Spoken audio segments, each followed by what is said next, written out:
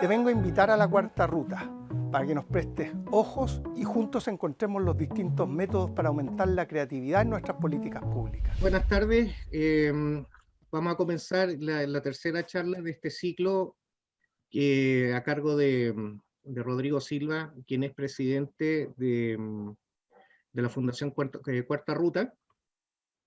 La Fundación Cuarta Ruta es una fundación principalmente de emprendedores que quieren dar un giro a lo que se refiere a política y a la forma de que se están haciendo las cosas en nuestra sociedad actualmente.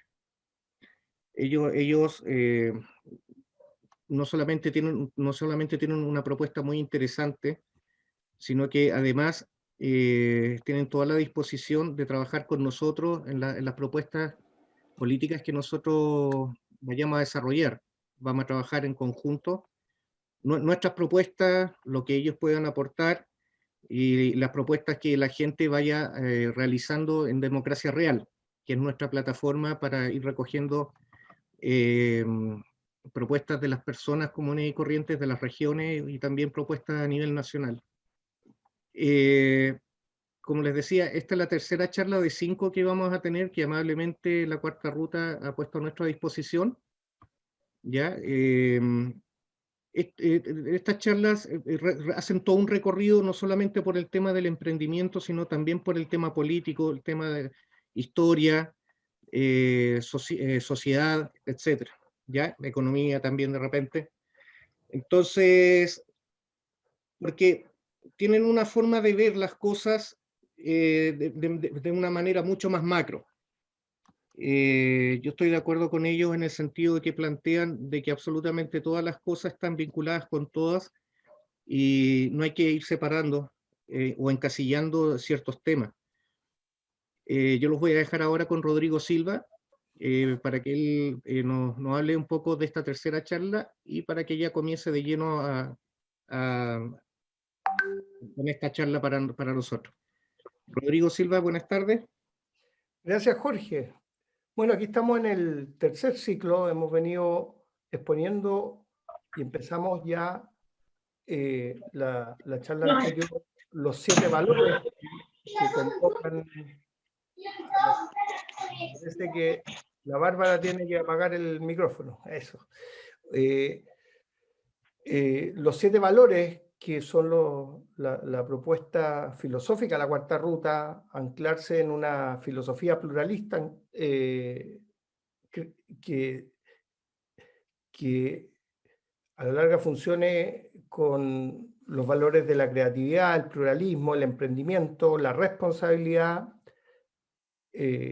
la filantropía, el pragmatismo y la libertad, de una manera de siglo XXI que hemos llamado la idea de que no tenemos que compartir todos los valores, que estos son valores que son los que a los chilenos más nos cuestan. Lo hemos cogido por lo más difícil, ya hemos tenido 2 charlas en que hemos dado el análisis y vamos a ir recorriendo los valores y hoy nos toca hablar del emprendedor. Y aquí pusimos una tesis un poco provocadora, la idea del emprendedor como héroe. Vamos a ir recorriendo por qué pensamos en esa idea y ustedes juzgarán si tiene o no tiene sentido esa idea al final de la charla y que hará para los temas de reflexión, digamos. Entonces, los momentos de la charla para que estemos todos anclados, no todos han venido a todas las charlas, dar un poco el hilo conductor. Vamos a hablar de lo que se nos quedó pendiente de la charla pasada por un tema de tiempo, que es sobre el valor de la libertad, y de ahí vamos a anclarnos en el emprendedor. Y vamos a hablar en la parte histórica de la historia de lo que podríamos llamar y hemos titulado de manera legal el contrato del trabajo, pero a la larga las culturas de cómo se ha dado el trabajo, por lo menos los últimos 60 años y cómo ha ido variando, y anclar esto en la concepción que tenemos del modelo y del sistema económico en que estamos viviendo. Entonces, hemos dicho que los objetivos ruteros es una propuesta valórica humanista y anclar en un relato histórico. Lo que se reclama en todos lados es falta de relato. A la derecha es muy evidente cómo le falta relato, le falta un cuento, y nosotros estamos viendo el relato emprendedor, digamos. Entonces, las tesis grandes que estamos viendo y a lo que se dedica la Cuarta Ruta es ayudarnos a pensar. La tesis 1 es que a Chile le falta pensar, y mostramos cómo Alemania lo hizo grande el pensar, partió por pensar y de ahí empezaron a surgir por manera lógica, y que también nos falta creatividad, y nos falta de alguna manera métodos que incentiven la creatividad, porque una tesis que subyace de que nos falta creatividad es que nuestro modelo cartesiano, francés, tendiente a buscar piedras angulares, principios sólidos, verdades únicas y métodos, como la manera en que nos educamos, es una manera que coarta la libertad, que nos quita la creatividad, nos quita creatividad en la medida que vamos avanzando, y los estudios dicen, no solo acá, sino que en Occidente, que toda esta educación muy racionalista tiende en sexto, séptimo básico a eliminar toda creatividad. Pero hay ejemplos de países racionalistas, como Corea, industriales incluso, que han usado métodos de creatividad como TRIZ y han logrado transformarse de inscribir menos patentes que Chile en 1980, pasados 20 o 30 años, en ser el segundo, en el caso de Corea del Sur, el segundo país que más patentes inscribe en el mundo. O sea, el desafío de la creatividad tampoco es un desafío imposible, y es una segunda objetivo de la Cuarta Ruta, que si los chilenos fuéramos más creativos y pensáramos más, estamos usando la filosofía para el pensar y la parte de creatividad partiendo por TRIZ, pero también abordando temas como la creatividad, por ejemplo, desde la publicidad y desde el mirar el mundo fuera de la caja. Nosotros nos consideramos la Cuarta Ruta que estamos proponiendo al país una manera creativa de mirar la política y una manera creativa de mirar y de reencontrar un relato histórico. La tesis tercera es que sí tenemos una ideología, pero esta ideología no es que seamos comunistas ni o de izquierda o del Frente Amplio, o que seamos demócratas cristianos, que seamos de derecha, conservadores, sino que es una ideología histórica, son nuestras grandes verdades, digamos, y recorrimos que lo más probable, y esto es una tesis, es que de los periodos claritos, pristinos, el presidente Alessandri describía la historia como esto, que es una manera muy tradicional de mirarla, como gradas. Lo que ven ahí atrás son las gradas como si fuera la geología, y la geología de Chile, en términos de periodo, dijimos, tuvimos un régimen portaliano del 1830 a 1891, un régimen parlamentario desde la Guerra Civil hasta el 20 o el 25, un régimen socialdemócrata desde Alessandri hasta Allende, y un régimen neoportaliano, que lo que quiso es rescatar las bases. Si uno lee el fundamento de la junta militar muy establecida, era hacer un régimen recuperar el régimen portaliano. Eso está en las intenciones explícitas de alguien como Jaime Guzmán. De la derecha en general, la tradición de derecha, las ideologías que hay ahí, bueno, se formó de un movimiento agrario donde venía Prats y Harpa, que eran los más nacionalistas, digamos. Tiene una corriente que era novedosa en ese minuto, que eran estudiantes de la Católica, que eran los gremialistas, la idea de despolitizar las organizaciones intermedias. Tiene las personas del ladrillo, los economistas, la única vertiente más liberal que era la parte económica, pero la idea era volver a formar un país de alguna manera emprendedor, y que ese régimen lo agarró el presidente Elwin, y contra toda la corriente de que se creía que se iba a deshacer todo. O sea, los sustos no son nuevos, los que hemos vivido un poco más de tiempo vemos que todos estos periodos de transición, cuando se acabó y perdió Pinochet el plebiscito, bueno, todos decían que iba a quedar la tendalá en Chile, no se usaba Chilezuela en ese entonces, pero a la larga el mismo tipo de discurso que se está poniendo adelante. Y Elwin hizo una novedad. Por de pronto recomendado por la gente de CIEPLAN, donde está su think tank, mantuvo el sistema económico, cosa que no todo el mundo esperaba. Yo creo que no lo dijo tan explícitamente en su discurso, pero una novedad mayor es que de su cultura cristiana, lo que quiso es meter a toda la familia adentro, y a mi modo de ver, sentó las bases, incluso profundizó el modelo económico, abriéndolo y liberalizándolo más, digamos, abriéndolo al mercado. Chile no era tan abierto, no tenía la posibilidad de ser tan abierto antes de 1989, pero además puso arriba de la mesa, hizo conversar a personas que 17 años antes, 17 años no es mucho, piensen para atrás, estamos hablando como si fuera 2003, estaban peleados a muerte. O sea, todas las personas que él juntó, hizo el primer gobierno pluralista y que dio cabida a un tipo de oposición que era dialogante, y eso, a mi modo de ver, es la construcción de un océano azul político que duró 30 años y que dio las bases de sustentabilidad institucional, porque desde la Cuarta Ruta creemos que el verdadero desarrollo de Chile ha estado hecho por emprendedores, y eso es lo que vamos a ver hoy día, y que son personas que han transpirado, personas que han quebrado, personas que han caído en DICOM, personas que no cuentan, no obedecen a la ideología tradicional. Hablamos también la sesión pasada de que la ideología chilena, hemos venido diciendo, tenemos una beta militar, y tiene larga, no me voy a repetir en eso, una beta medieval, y medieval entendamos los valores cristianos, y entendamos también la idea del patrón de fondo, y entendamos también la idea del presidente rey, que rescató Portales, decíamos, en 1830, que sigue presente con la idea del presidente Elwin, que era un presidente abuelito, el presidente Lagos, que era profundamente autoritario, a pesar de que ser liberal en muchas otras cosas.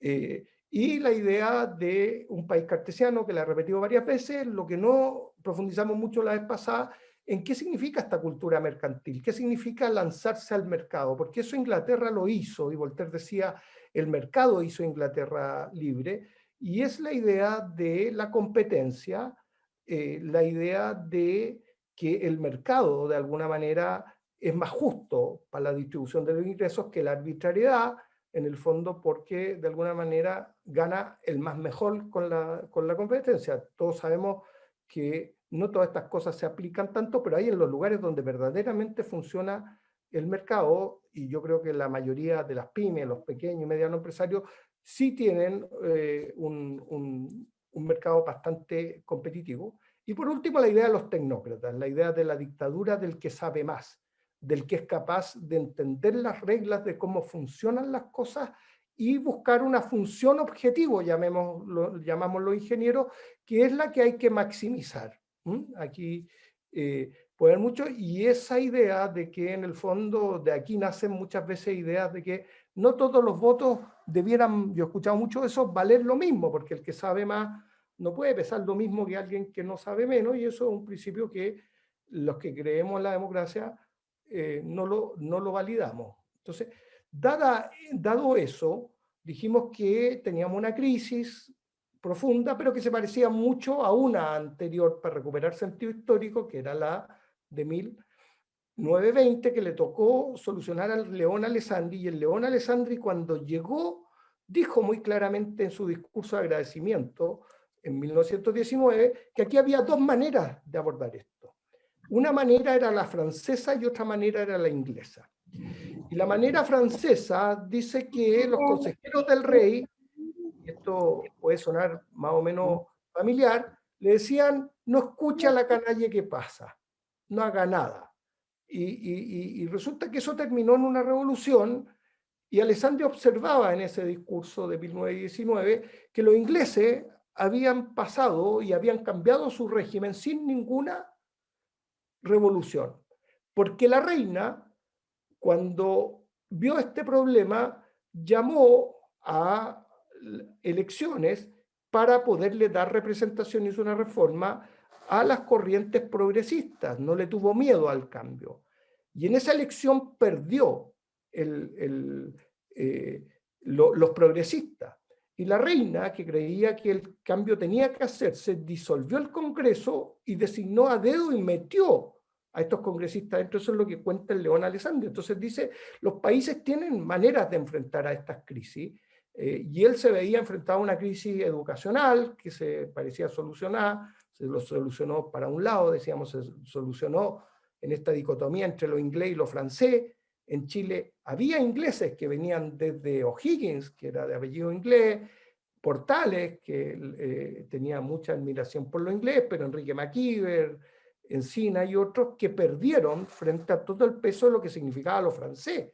Habíamos dicho que lo francés venía de 1840, con la creación de la Universidad de Chile, donde se tuvo que escoger entre dos modelos y los dos únicos posibles eran el americano o el francés.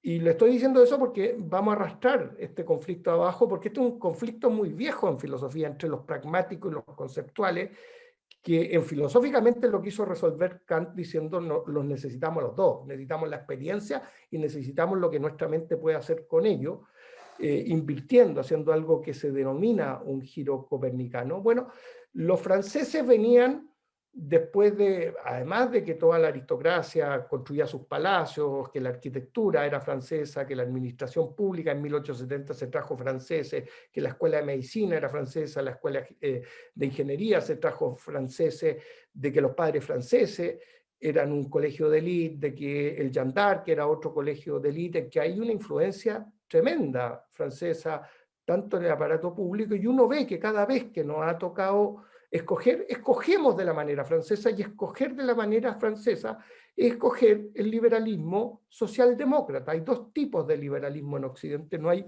un solo tipo de liberalismo, iremos conversando, pero que para ciertas personas había una cierta crisis moral. Encina escribió un libro por ahí que se llamaba Nuestra inferioridad económica, y que daba cuenta de cómo Chile había perdido ese espíritu emprendedor, y es parte de lo que queremos hacer cuenta, porque estamos también en una situación crucial que se va a demorar en solucionarse. Las veces pasadas dijimos, todas estas crisis se demoraron entre 20 y 42 años. La de la independencia de 1810 al 30, la de la guerra civil. Hay algunos que piensan que hasta 1932 no agarró Chile un rumbo concreto hacia adelante, estuvo vagando 42 años, y desde que los conflictos a través de la reforma agraria de Frei Montalva hacia adelante con el golpe militar y que, con todo lo que conocemos en esa época, no se solucionaron antes de 1984, y algunos dicen que en 1989, o sea, 20, 22 años o 23 años de diferencia. Estamos en un momento crucial de la historia, y tenemos que ver cuál es ese conflicto que está arriba, y eso es lo que hemos venido hablando, y hemos venido hablando que hay emprendedores, hay millennials, hay pueblos originarios, hay mujeres, hay minorías que no están representados orgánicamente y que el sistema institucional no les permite participar, porque hay algo así como una dictadura de los partidos políticos, y si los emprendedores nos quisiéramos juntar y sumar votos o llevar candidatos, nos obligan a hacer lo que están haciendo ustedes, juntar un montón de firmas. Entonces, de alguna manera,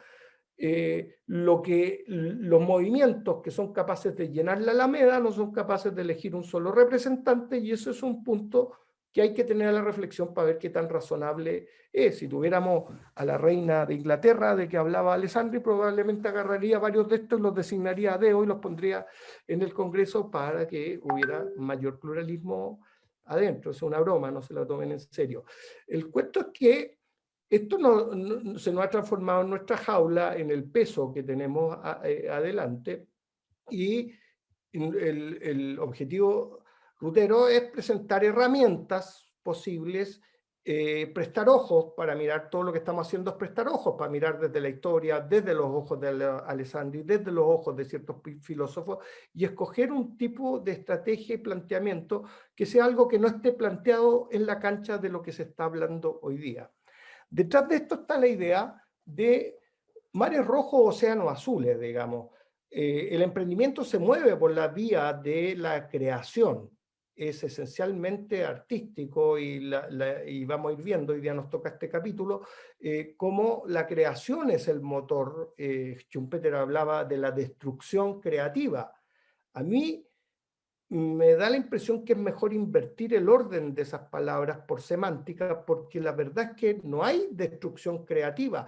No es que se destruya para después crear, porque tú te puedes quedar sin nada, sino que lo que pasa es justamente lo contrario, que alguien crea algo que deja obsoleto lo demás. Y eso lo vamos a ir viendo, y ese es el modelo.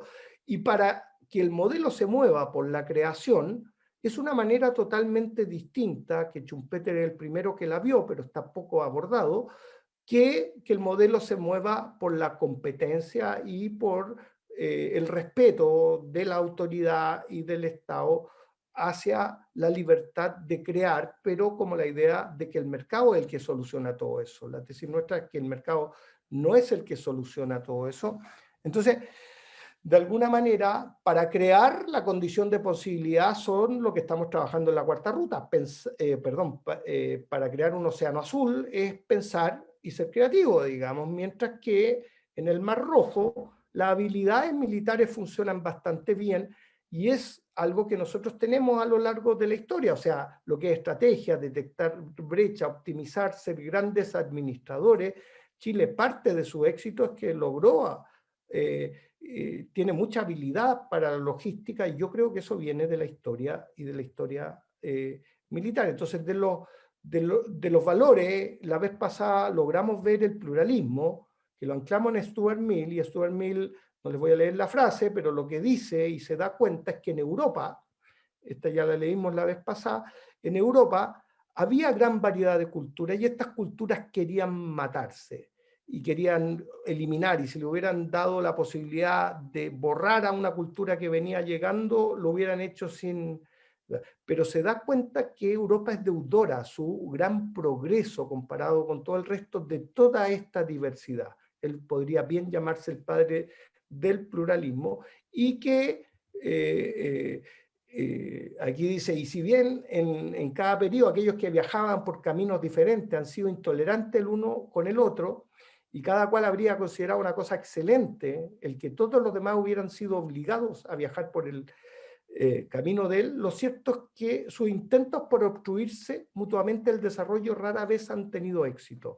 O sea, no hay tal cosa, cuando yo veo este tema de los inmigrantes en Chile y querer como mandarlos para afuera y todo, no hay tal cosa como que unas culturas le ganan a otras en una sociedad pluralista, que fue el modelo europeo y que fue el modelo que después copió Estados Unidos.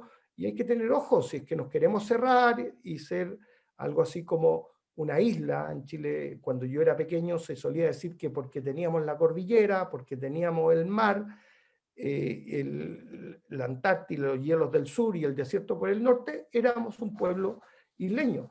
De alguna manera, hoy en día, las culturas que progresan, dimos el ejemplo de Israel, que importó incluso al Chuler, pero a muchas cabezas y a mucha inteligencia adentro, logró progresar. Si usted abre un iPhone, lo más probable es que vea que al principio dice diseñado en Estados Unidos, está ensamblado en China, pero todas las partes que están ahí obedecen, creo que a 42 países y empresas, muchas empresas distintas de 42 países.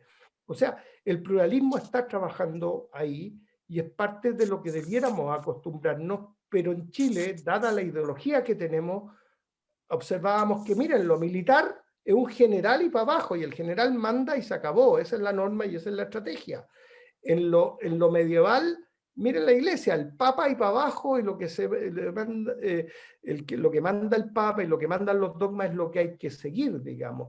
Y si seguimos para adelante, la ciencia opera igual, con una sola verdad, y lo cartesiano, que es la idea de que dos verdades no se pueden contradecir, que es tan antigua como Aristóteles. Aristóteles y los griegos son los que escondieron las otras partes del hombre porque pusieron una primacía de la razón, y los franceses se agarraron muy bien de ahí, y hablo de los franceses para que tengamos ojo de cuáles son los límites de las herramientas intelectuales que tenemos.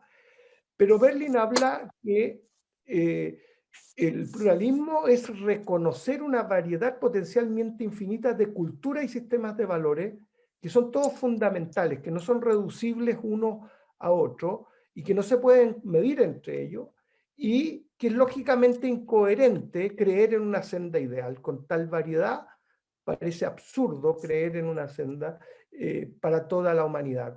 Entonces, el pluralismo, y hay otros autores que defienden metodologías pluralistas que nosotros vemos bastante ancladas en el emprendimiento. En el emprendimiento, lo que importa, por eso daba el ejemplo del iPhone, no es de dónde viene, sino que en el fondo, dónde está el mayor talento para producir, por ejemplo, algo así como un teléfono inteligente. Uno lo ve en lugares más cotidianos y yo que tengo mucha experiencia en el rubro construcción, hoy, hace mucho tiempo ya trabajo con soldadores que vienen de Colombia, otros carpinteros o albañiles que vienen del Perú y de otros lugares, que son los que se han ido quedando con esos trabajos, porque hay una realidad.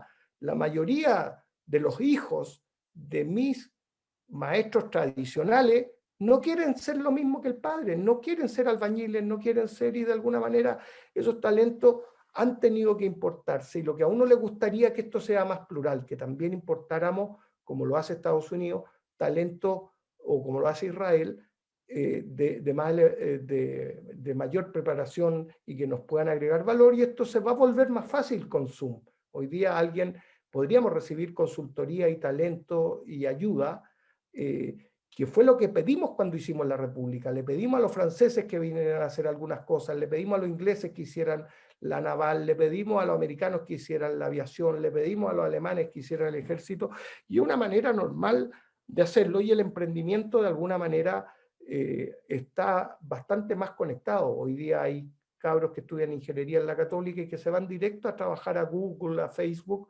y esta fuga de talento, una manera de conservar el vínculo, es a través de estas nuevas tecnologías, donde ya no importa dónde tú estés, sino que eso todo lo hemos escuchado. Entonces, el otro valor que va muy correlacionado con el valor del pluralismo es el valor de la libertad, y en la Cuarta Ruta tenemos foros de discusión respecto de qué es la libertad, digamos, y en el fondo mucho autor y mucho del celo hacia la libertad en todo Occidente, tanto en Europa como en Estados Unidos, fueron los totalitarismos que le tocó vivir a la humanidad a principios del siglo XX, la Primera, la Segunda Guerra Mundial, el nazismo, el fascismo y todo lo que es el estalinismo y los regímenes marxistas.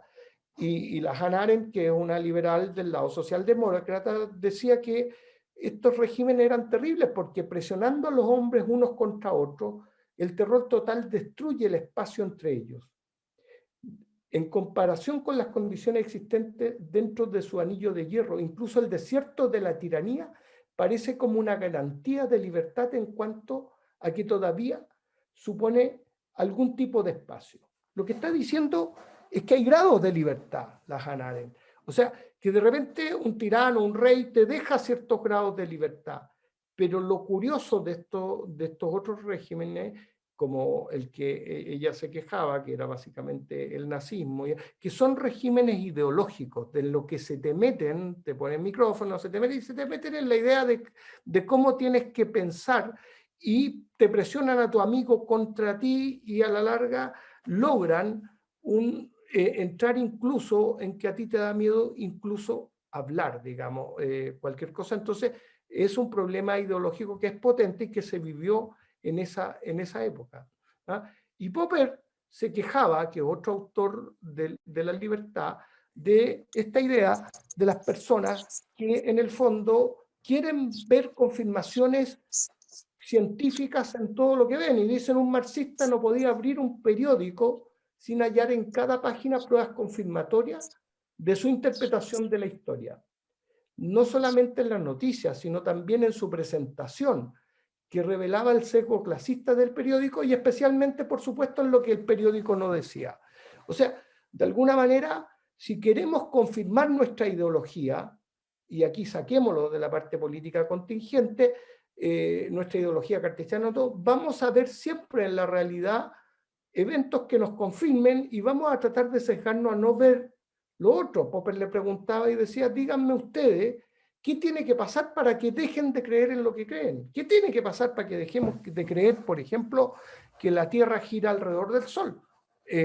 ¿Cuál es la prueba que necesitamos? Bueno, en la ideología que están más incrustadas por historia, es más difícil ver eso. Por eso se habla de los paradigmas, de que vivimos dentro de un paradigma que condiciona la manera misma en que miramos el mundo. Y la libertad también requiere líderes políticos que entiendan su tiempo. Alessandri entendió su tiempo. Ahí aparece el presidente Kennedy hablando en el discurso inaugural de 1960, en enero, y él dice, solo unas pocas generaciones le ha sido entregada la misión de defender la libertad. Y él se sentía que su misión era defender la libertad y provocó avance. Hablamos la vez pasada de todo el tema del fenómeno racial, que él recogió el guante. Se requiere buenas lecturas históricas, pero la condición de posibilidad de una buena lectura histórica es saber de historia, saber qué ha pasado para atrás, y eso es parte de lo que a nosotros nos interesa aportar. Entonces, se habla de liberales, pero hay muchas genéticas de liberalismo. Y aquí yo les tengo enunciadas a lo menos 7 que no son lo mismo. La genética de Locke o Nozick va por el lado de la propiedad privada, la de Kant va por el lado de la autodeterminación. Kant dice, yo soy libre si obedezco a mis propias leyes, si no me está mandando nadie. ¿Ah? La de Heidegger o Husserl no muchos autores los consideran liberales, pero es un liberalismo por la idea de dejar que las cosas sean lo que son y no condicionarlas y dejar ahí.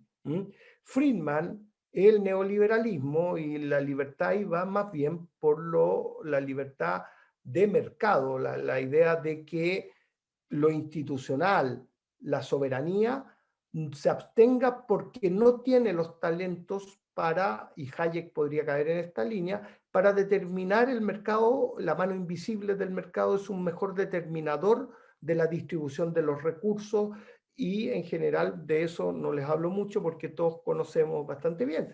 Pero John Rawls es un liberal socialdemócrata que cree que la libertad está en la imparcialidad, en el fondo en que haya de alguna manera normas que no estén sesgadas para ningún lado, sino que sean hechas bajo lo que él llama un velo de la ignorancia.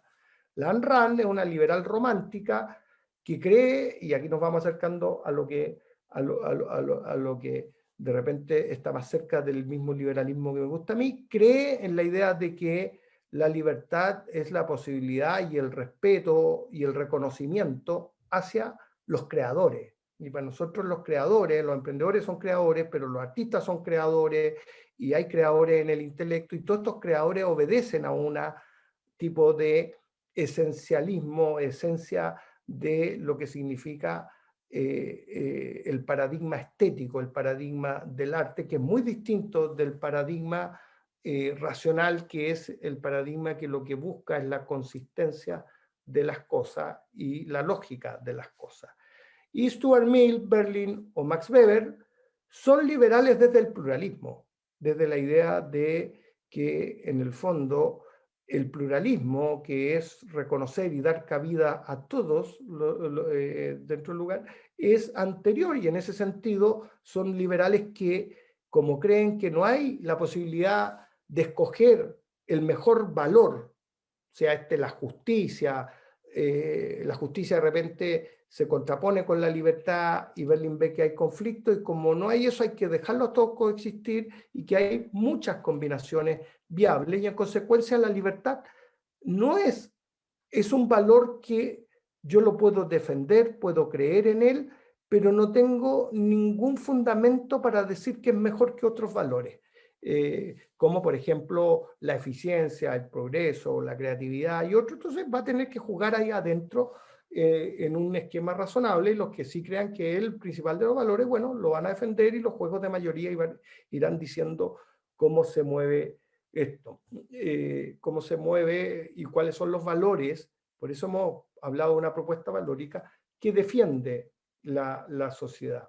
Entonces, en Alemania, curiosamente, las escuelas liberales, el antiguo liberalismo, el de Adam Smith, Ricardo, a Kant se le llamaba un liberal desde la legalidad. Les dije que Kant era liberal en el sentido de que él creía que defendía la libertad en el sentido de ser amo de de uno mismo, que te des tus propias normas, digamos. Pero lo que pocos saben es que las corrientes neoliberales venían trabajando, y no es casualidad que en 1970 Francia, Alemania, un pelito antes, hayan optado por modelos neoliberales. Había una escuela llamada los ordoliberales en Friburgo, que en Austria había otra que era de von Mises y Hayek, y estas escuelas lo que estaban haciendo era una competencia por, mírense, por eso les di el contexto de las guerras mundiales, del nazismo, del fascismo, estaban compitiendo porque quien sea que gobierne deje al mercado actuar y no crea que él puede distribuir los recursos de una mejor manera. En Estados Unidos esto lo toman de una manera mucho más potente, la escuela la de Chicago, Friedman es de eso, de esa escuela, digamos. Entonces, hay alemanes, y hay liberales en distintos lados, y en la academia lo que tratamos de hacer es de ir desglosando cuáles son las esencias, porque de alguna manera cuando escribió para Hayek está en el mismo nivel, o para Friedman, por ejemplo, los socialdemócratas que creen en harto Estado, y que para ellos esencialmente prácticamente es lo mismo que, por ejemplo, que el régimen nazi, que priva todas las libertades, y de repente, por lo menos en lo personal, a mí me parece una exageración, digamos. Los regímenes socialdemócratas también son de una tendencia liberal, pero creen que se puede accionar más en la sociedad, y esa discusión yo creo que no la vamos a resolver nosotros, y no se ha resuelto antes, y yo creo que lo razonable es pensar que van a haber mezclas entre estos dos. Estos son los autores de los que hemos venido hablando, y de este conflicto inglés-francés, que lo inglés después pasó a tomar parte de lo americano. Entonces, de alguna manera, lo que tenemos sí es que hay un tipo de liberalismo mucho más racionalista, con mucho más fe de la capacidad del hombre de controlar, y que se llama dirigismo, que viene de la Sociedad de Naciones, y hay otro liberalismo que en el fondo mucho más parecido a lo que postuló Adam Smith, que cree que las cosas hay que dejarlas mucho más sueltas, y esa discusión la conocemos bien en Chile. Lo que no conocemos bien es toda esta genética, o sea, por eso hay liberales en la izquierda, hay liberales en el centro, y hay liberales en la derecha, porque hay muchas genéticas del liberalismo, y parte de lo que, si uno de los valores que defendemos en la cuarta ruta del liberalismo, lo que invitamos es a tener discusiones más esenciales. El mismo Foucault habla y tiene una crítica bastante interesante de lo que es la esencia filosófica de los liberalismos, y lo acusan un poco de haberse dado vuelta la chaqueta. Foucault murió en el 84, pero todos sus últimos escritos validaban bastante también, desde un punto de vista que yo interpreto como pluralista, la idea de que en el fondo no estaban tan locos los liberales. Muchos de esos audios están subidos a la Academia de la Cuarta Ruta por si les interesa consultarlo, estudiarlo o generar algún tipo de temática. ¿Ah? En el fondo, las causas que estamos viendo, que son todas las causas éticas, la responsabilidad con el medio ambiente, la filantropía, las vamos a tratar en la última charla de la idea de una sociedad decente. Entonces, el problema que estamos acá es básicamente, y que otros lo han interpretado, como una lucha por la hegemonía cultural. Y desde Aristóteles, que viene la idea de que uno puede abordar los fenómenos en categorías distintas. Está por el lado del logos, que es el lado de la lógica, la racionalidad, que es todo lo que viene del racionalismo que hemos hablado. Por el lado valórico, por eso nosotros estamos planteando 7 valores. Todos los relatos tienen la idea de defender valores. Cuando se para Kennedy, se para a defender la libertad, se para a defender un valor, digamos. Pero los valores del emprendimiento también son valores, que son los que queremos nosotros hablar, pero también puede ser desde las emociones. Y desde las emociones, desde el romanticismo para adelante, hay un quiebre muy importante. El romanticismo surge también por ahí, por la Revolución Francesa. Berlín habla mucho desde la historia de la idea, y la idea del héroe romántico. Y por eso yo puse el título de la charla, El emprendedor como héroe. La idea del emprendedor que de alguna manera cae en DICOM, quiebra, que nadie lo apoya, que tiene la idea trágica de un destino y de alguien que le está haciendo un aporte que por lo menos, según las cifras, damos más del 50 hasta el 70 o 80% dicen algunos del trabajo, y los que de alguna manera nos llevamos la peor parte y queremos en el fondo levantar la bandera de esto. O sea, por ejemplo, Apple en su campaña con el Think Different, que era piensa distinto, se ancló en los creadores, en los disruptivos como Gandhi, como Luther King, como el mismo Einstein, las personas que vieron un mundo que no estaba y a los que pensaban distinto, fuera de la caja, fuera del paradigma. Nike, por ejemplo, en lo deportivo, hace una oda al deportista y el ídolo y el héroe del deportista.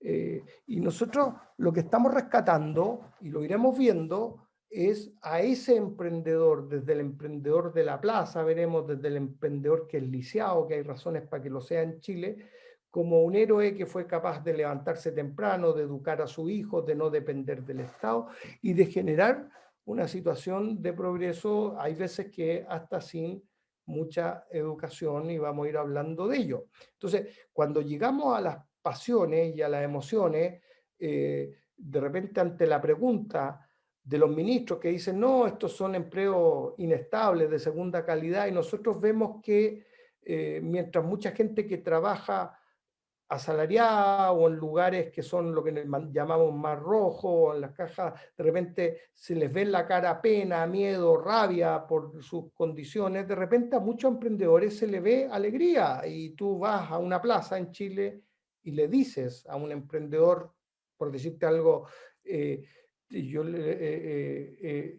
tengo algunos videos con algunos y 1.200.000 te ofrezco por una pega fija de cajero en tal supermercado, y te dicen ni a palo. Entonces ese ministro que dice que es un empleo de mala calidad el ser emprendedor, porque no obedece a su visión de mundo, a que a lo mejor la calidad va por el lado de los estudios, o porque va por el lado de tener chofer, o porque va por el lado de cosas que ridículamente todavía tienen todos los funcionarios públicos, baño propio u oficina propia, cuando muchas veces todas esas culturas van cambiando. Bueno, el emprendedor de repente puede valorar otras cosas, como por ejemplo su libertad, o no tener un jefe que le amargue la vida todos los días y trabajar a su gusto. Entonces puede haber más, de repente, el mismo estado de alerta, el cuidado, el deseo o la alegría. Son estados que de repente pueden darse, y yo creo que yo lo he visto muchas veces, no puedo decir que sea una verdad absoluta, pero se da con mayor frecuencia en las personas que trabajan independientes. Entonces el emprendimiento es un camino que es contracorriente, pero que hoy día hay 1.900.000 emprendedores, y eso significa que es contracorriente, pero que ha ido creciendo y que lleva solo 40 años en Chile formándose. Y de esos emprendedores anteriores a la feria, a estos que han cambiado el mundo, ahí está Steve Jobs, está Elon, está Bill Gates, está Jeff Bezos, hay Elon Musk. Hay personas que han hecho contundencias que tienen de esencialmente igual unos de otros, porque cuando hablábamos del héroe, estas personas que acabamos de ver son héroes en su país. Son como si fueran, por ejemplo, Arturo Vidal o los deportistas, o lo que pasó con Maradona, que acaba de morir en Argentina, que son personas que son héroes del pueblo y que a nadie le importa que Arturo Vidal, o a poco le importan, otros se enojarán, pero de repente ande borracho o que tenga un Ferrari o que gaste mucha plata, a nadie le importa esa cuestión. Lo que le importa es que es su héroe, y de alguna manera hasta que nosotros no cambiemos la cultura para reconocer, y reconocer es una palabra que puede significar muchas cosas, pero una de las acepciones de reconocer es agradecer, o sea, estar reconocido de alguien, porque uno puede reconocer a un amigo, pues hay muchas maneras de reconocer una deuda, eh, reconocer una falta, reconocer un reconocimiento como que te den una distinción, pero reconocer, hay autores que recuerdan que en algunas acepciones, sobre todo en la lengua francesa, significa agradecer. Y estar agradecido de los emprendedores es reconocerlo, estar agradecido de las mujeres es reconocerla, estar agradecido de la diversidad sexual es agradecerla.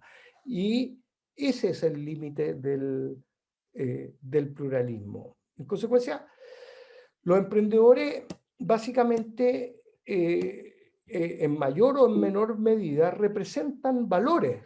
Son personas que están más cercanos a los sueños. Si se lanzan es porque tienen un sueño, la idea de la apropiación del destino. No es que todos tengan todos estos valores, pero si uno lo empieza a ver, en muchos emprendedores hay, son personas con determinación, dedicación por lo que se hace, y devoción, no son exclusivos del emprendimiento ninguno de estos detalles, una fijación por el detalle, sino que se ven en mayor medida que en otros lugares, personas enfocadas, que necesitan ser rápidas y ágiles y atentas, creando organizaciones que sean de mucha flexibilidad, y ojalá no jerárquica. O sea, mucho de lo que aquí estamos hablando no es algo que hayamos obtenido los chilenos de manera histórica. Esto viene recién de los últimos 40 años y estamos recién empezando a observarlo, la idea de estructuras más livianas. Si tú le dices a las personas que manejan el Estado tiene que ser más liviano, se genera un tremendo problema, porque ideológicamente todavía no tenemos una cultura muy emprendedora, el Estado tiene que ser más flexible. No, eso es imposible. Todos estos paradigmas son los paradigmas que, mirados desde la óptica emprendedora, son los paradigmas que tendríamos que estar cuestionando. Se suele hacer el reduccionismo que los emprendedores lo único que les interesa es el dinero. Y hay mucho emprendedor que gana menos que lo que ganaría trabajando en otro lugar, y lo que valora son otras cosas. Entonces son reduccionismos que haríamos bien en pensar, y en general muchos emprendedores tienen un sentido de que el dinero es una consecuencia lógica de haber agregado valor de un trabajo bien hecho. O sea, es una ética también bastante distinta. Entonces, para terminar, les voy a hacer un análisis para demostrar que en la filosofía sí puede usarse de alguna manera lo filosófico. Y Heidegger es algo así como el padre del existencialismo, a pesar de que él negaba hacerlo, pero de él nació, porque él se dio cuenta que el modo de ser de los seres humanos era distinto del modo de ser, por ejemplo, de un utensilio, de un pizarrón, de un cuchillo, o del modo de ser de una cosa, por decirte algo, una piedra. ¿Ah? Entonces, el utensilio es lo que es útil para algo, pero que las personas teníamos un modo de ser que era distinto, y él vio que en general nosotros de alguna manera estábamos, esto se llama lo existenciales, arrojados al mundo, no elegimos venir al mundo, ninguno de nosotros se sentó ahí y dijo quiero nacer, o por lo menos que nos acordemos eso no pasó. Entonces hay mucho emprendedor que es emprendedor por arrojo, y esto hay que tenerlo muy presente, porque hay emprendedores que de repente se quedaron cesantes y no les quedó otra, perdieron la pega o nunca encontraron una pega, entonces él está arrojado al emprendimiento. Hay muchos emprendedores que nosotros nos hemos topado en la calle y de alguna manera dice, no, tenía que comer, así que me fui, me hice un puestito en la feria, o trabajé de alguna manera de vendedor ambulante o en cualquier lado. Hay otro tipo de emprendedor, que es el emprendedor que es un existencial, que dice los hombres tenemos resolución, o sea, la capacidad de elegir un proyecto propio. ¿Ah? Y mucho emprendedor es por elección, porque quiere hacer un proyecto, tiene un sueño y está ahí. Ahora, estamos pasando esto para que veamos cómo la manera de ser, el humanismo del emprendimiento pasa porque en el lugar donde estamos, de alguna manera, se refleja muy bien lo que ha tenido que vivir el hombre a lo largo de la humanidad para estar vivo. Ser capaz de preguntarse por su propio ser, la idea de qué es lo que quiero yo ser, qué es lo que... no hay emprendedor que haya saltado a ser emprendedor sin preguntarse primero por otras alternativas que hubiera, como por ejemplo entrar a trabajar a una empresa más grande. En la época de mi papá, por ejemplo, él me contaba que esta pregunta ni se la hacían. Él salía de la universidad en los años 60 y lo que quería era salir a trabajar a una gran empresa estatal. Bueno, él trabajó en la Endesa y trabajó muchos años en esa empresa. Y si no la hubieran privatizado, yo creo que hubiera jubilado en esa empresa, porque de alguna manera el, el, el, el modo o la cultura iba para allá. En cambio, hoy día, que incluso en los millennials se ve mucho la idea de que no quiero trabajar de todo por vida, quiero trabajar un par de añitos, después irme variando, darme mis viajecitos, hacer otro tipo de vida muy distinta a cómo nos educaron a nosotros y con un foco mucho más puesto en las experiencias de vida. Bueno, de alguna manera los emprendedores son los que se preguntan por qué es lo que quieren ser o se preguntan de mayor medida, y yo creo que un ejercicio que lo debiéramos hacer en mayor medida todos. Es un ser de posibilidades. En el fondo el mundo se nos presenta como posibilidades y estamos obligados a elegir entre esas posibilidades. Los emprendedores no podemos darnos el lujo de no elegir. Algo tenemos que hacer como para parar la olla para el próximo año. De repente la idea de que las posibilidades que se nos vienen en el y que de alguna manera hay que estar atento a ellas, porque de repente en no escogerla, en no visualizarla, en no verle el potencial, está tu problema y está el futuro caía en DICOM, y por supuesto estamos obligados a estar eligiendo, ¿ah? Pero somos seres con angustia. Heidegger habla de la angustia por la muerte, de aquí viene el existencialismo. Él dice hay una de todas estas posibilidades, que es la posibilidad de que nos muramos, que es una posibilidad no igual que todas las otras posibilidades cotidianas que tenemos que estar siempre eligiendo los hombres, sino que una de todas esas posibilidades, una particular que es la muerte, no hay vuelta atrás. O sea, te clausura todas las otras posibilidades. Y para los emprendedores, la angustia por la quiebra, la angustia por caer en DICOM, muchas veces en Chile, dada la cultura que tenemos, quebrar significa desaparecer del mercado, estar muerto. Y en el fondo, de alguna manera, el estar del emprendedor en este tema, y aquí quiero terminar, en el sentido de que vamos a seguir trabajando después justificaciones más por el lado del mercado y otros lugares, el estar del emprendedor sometido a esta angustia sin ninguna ayuda, tenemos que repensarnos qué tipo de estado estamos creando, caminando como un leviatán, así como decía Hobbes, un estado independiente de todo lo que está pasando, y los que se están llevando el peso de toda esta angustia son los emprendedores. Por eso, a mi modo de ver, son los verdaderos héroes del desarrollo, porque los ministros dicen, oh, gracias a que hicimos el neoliberalismo, gracias a que hicimos el mercado, gracias a que hicimos Chile ha progresado y todos los países progresan por las normas. Oye, yo he visto progresar los países, pero he visto progresar porque hay gente que transpiró, hay gente que se angustió, hay gente que lloró, hay gente que quebró, hay gente que mascó polvo, y esos son las personas que han hecho progresar al país, los creadores. El mercado, ¿qué es el mercado? Es un lugar para ir a cambiar tus productos y obtener plata.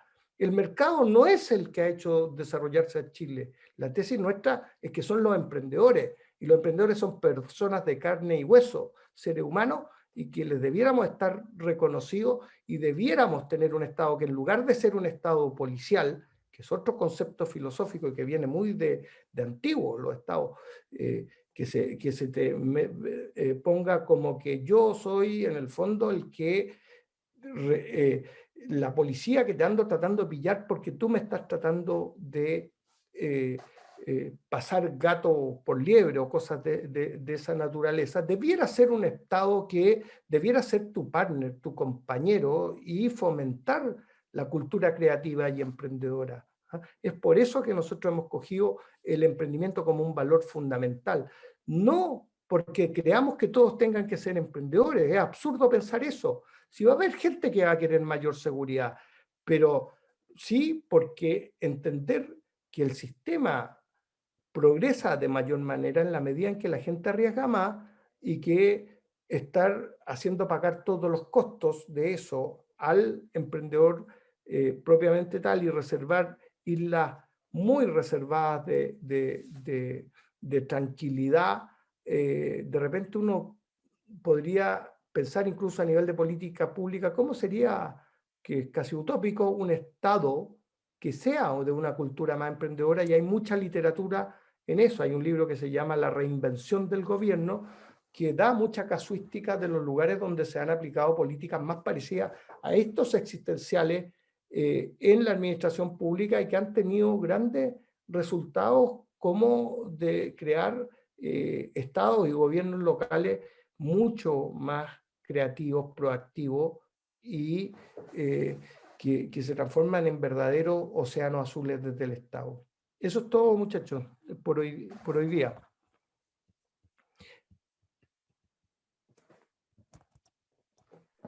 Jorge.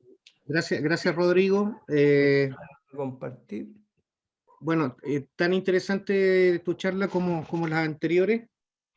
Una vez más yo quisiera partir con la fase de preguntas y comentarios.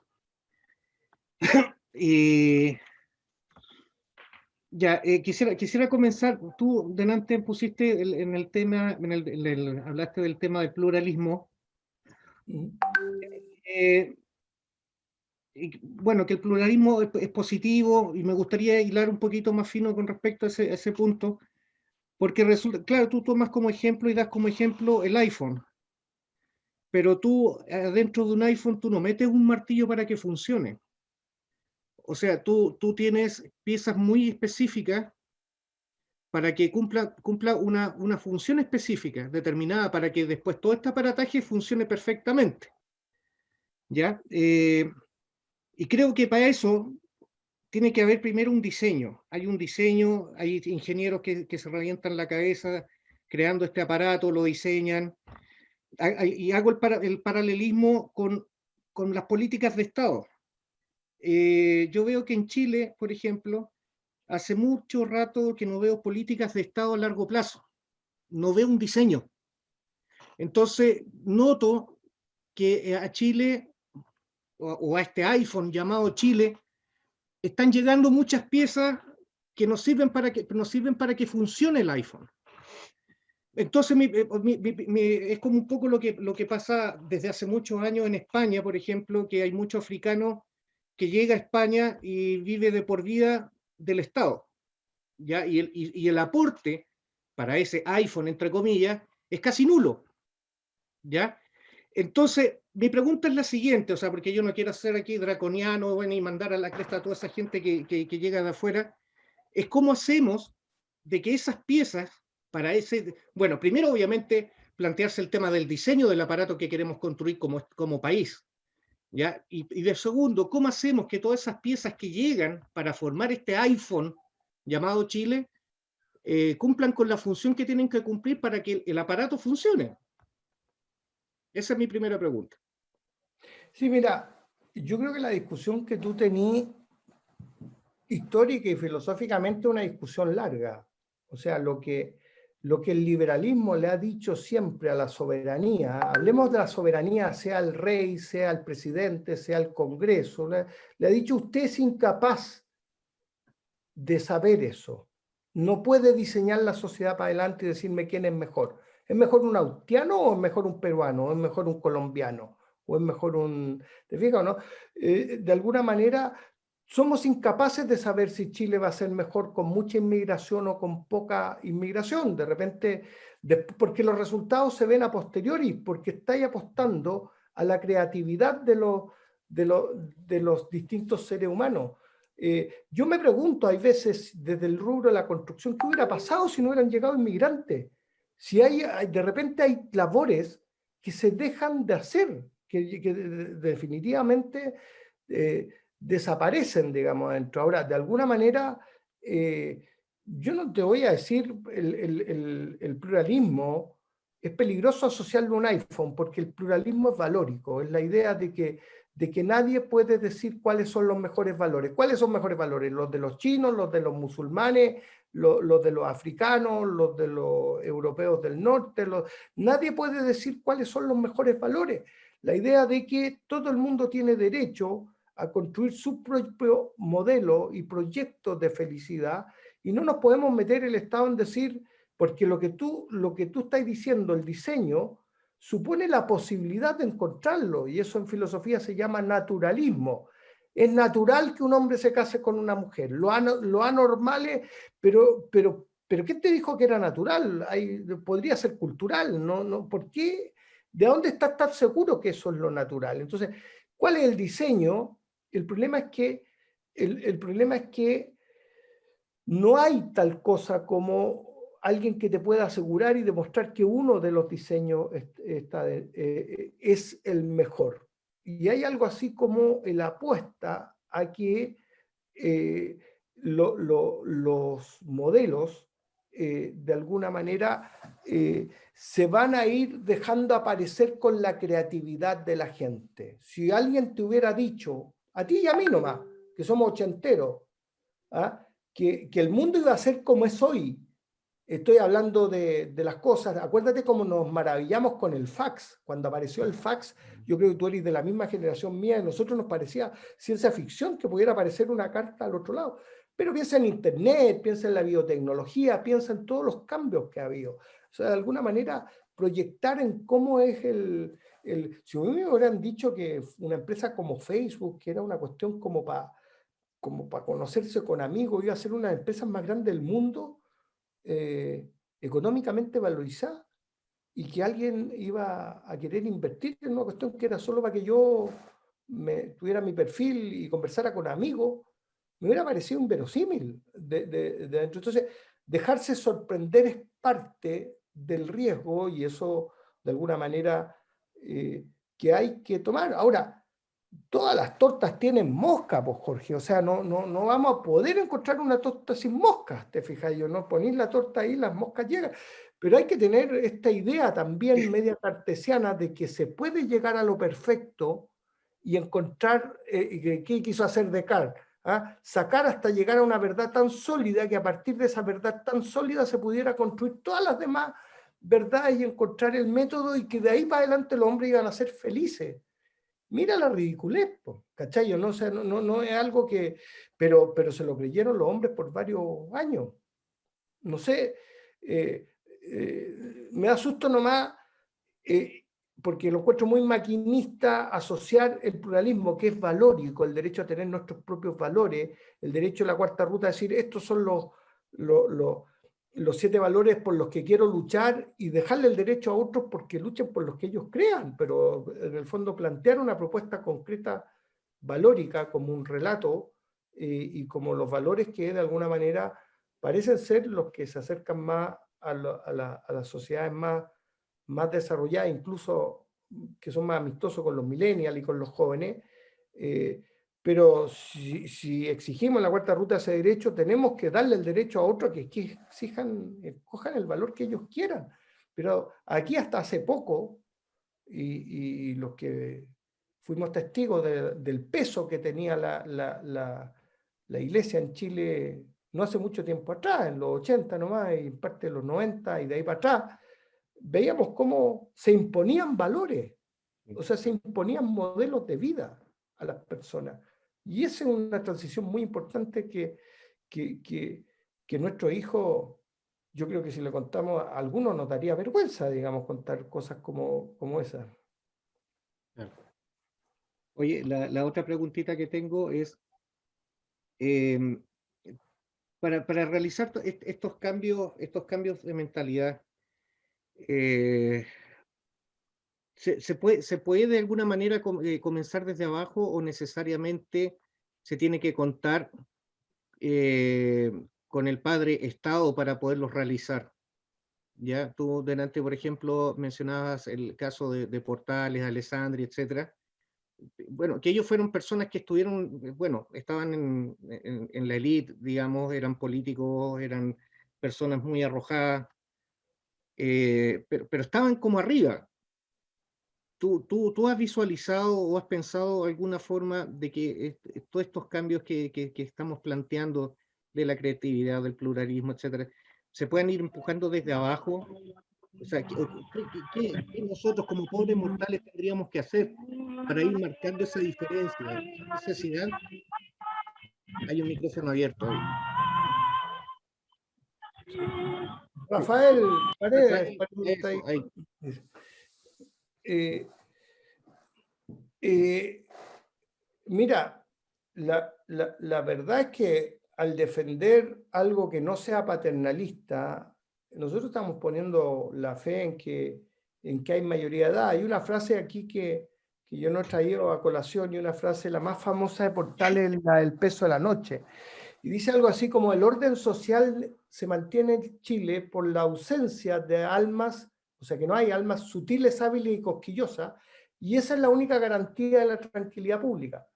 Y que cuando falte eso, o sea, cuando la gente sea sutil, hábil y quisquillosa, o sea, vamos a estar obligados a dictar normas que sean razonables, o sea, que la gente se las compre por la razón, o que hayan demostrado, o sea, por los hechos, ser útiles. ¿Te fijas? Yo no, eso es más o menos la frase genéricamente la que dice Portales. Yo creo que en Chile ya están los hombres hábiles, sutiles y cosquillosos, y sin embargo, el país se ve como un país bien torpe, te fijas yo, ¿no? Bien básico en muchas cosas. Entonces, de alguna manera, no se me ocurre que un cambio ideológico no pase en un régimen pluralista y liberal, por las propias personas que opten por esos valores, te fijas yo, ¿no? O sea, tendría que empezar de abajo y no de arriba, es lo que se me ocurre decirte. Lo que pasa es que aquí nos topamos con bueno, con uno de los varios tropiezos, que es, por ejemplo, en el ámbito científico, en el ámbito del emprendimiento, en el ámbito de la inventiva, ¿te das cuenta?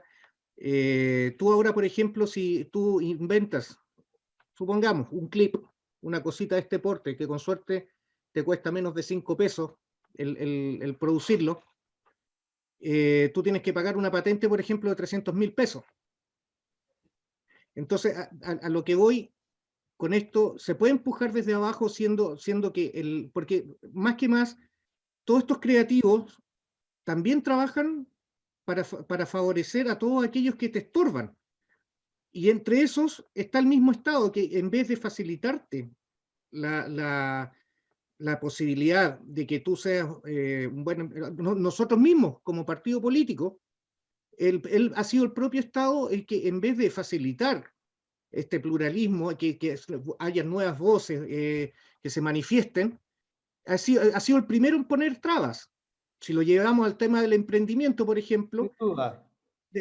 bueno, tú lo debes saber mejor que nadie, que el Estado, tú vas al Banco Estado y te piden la casa de tu mamá, la casa de todas las casas de tu familia en garantía, para poder prestarte unas pocas lucas y tirar adelante tu emprendimiento. ¿Para qué hablar de los científicos? Los científicos, si no es por uno que otro emprendedor, que son muy pocos en Chile, y con una porquería de plata que le entrega el Estado, tampoco salen adelante con sus cosas. Entonces, podemos nosotros desde abajo empujar esta maquinaria y sacarnos toda esa brea que tenemos encima para poder llevar adelante estos cambios que nosotros como sociedad requerimos. O sea, tú estás aplicando un método absolutamente kantiano que yo comparto 100%, que es la crítica.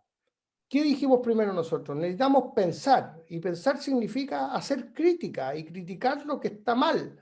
Y yo creo que tan solo con eso y con ser más creativo, que son las primeras 3 tesis que parten en las charlas, digamos, nosotros vamos a llegar a una mejor sociedad, sin duda.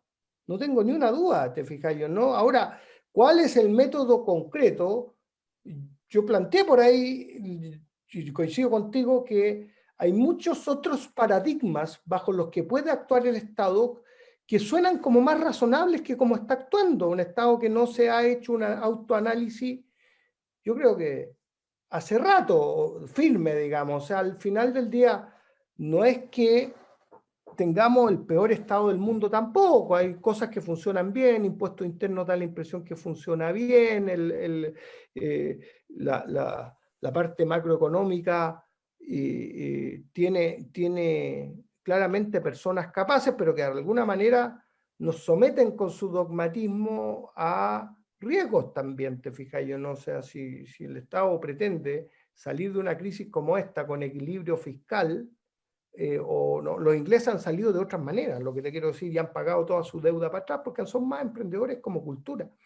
En consecuencia, lo que yo tomo de lo que tú estás diciendo, más que el ejemplo concreto, es que se requiere pensar y se requiere crítica y se requiere convencer, y para eso están hechos ustedes, digamos, para de alguna manera poner el dedo en la llaga, pero también se requiere tener la idea de que este tiene que ser un país pluralista y de alguna manera esa idea que tenés tú podrá competir con la de otro que piensa que no es tan choro lo que estáis diciendo tú tampoco, y de alguna manera ir encontrando equilibrio de convivencia razonable. Por eso nuestra propuesta es valórica, porque cuando yo te digo a ti, ya Jorge, ¿creemos toda en la creatividad? Sí, ya. Entonces cada vez que invirtamos en la creatividad no me molestéis mucho, porque es algo deseable para Chile, que seamos más creativos. Creemos o no en la defensa de los emprendedores, pero cuando se sale a defender los emprendedores, lo que yo he visto es que todos quieren que los emprendedores terminen mascando tierra. Anda a hacerle eso mismo a un empleado público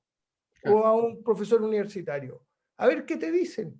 ¿Ah? O sea, anda a darle esas condiciones de vida de los que dan el 80% de las pegas al otro. Entonces, yo estoy diciendo, la balanza está desequilibrada y está además, a mi modo de ver, estúpidamente desequilibrada porque estáis matando la gallina que te da de comer, el gallo que en el fondo te está dando la pega. ¿Te fijas? Y no estoy hablando de los grandes grupos económicos, estoy hablando, imagínate que la gran mayoría de los emprendimientos en Chile no son de más de 3 o 4 personas.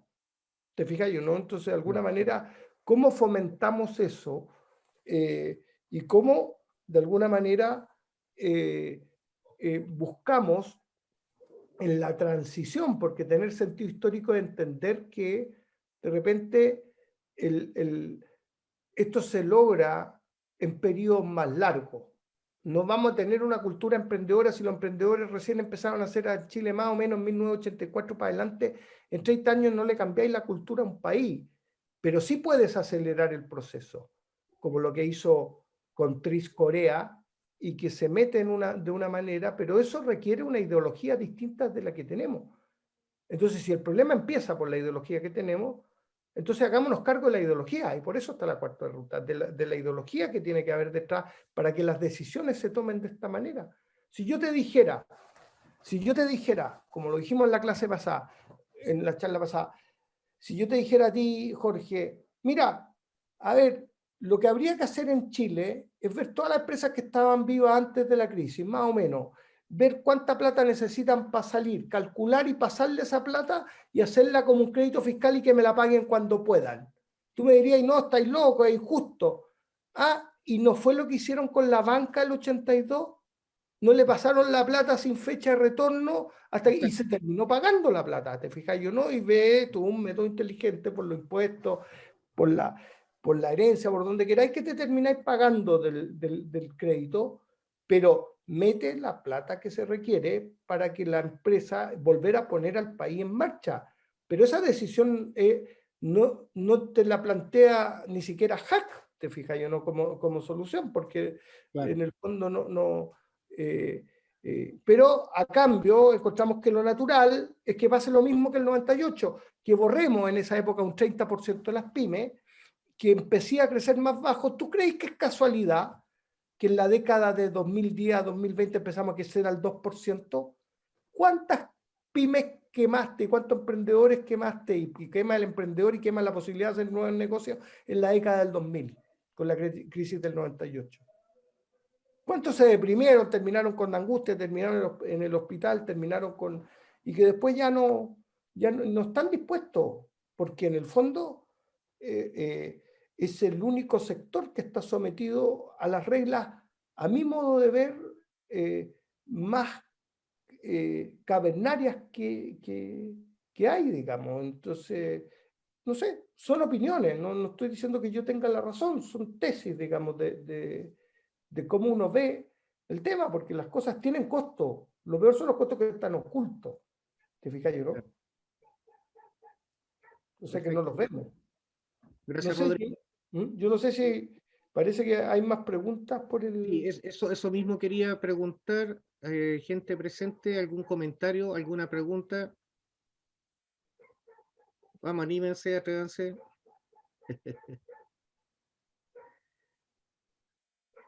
Ya, parece que no.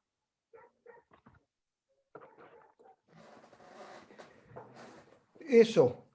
Oye,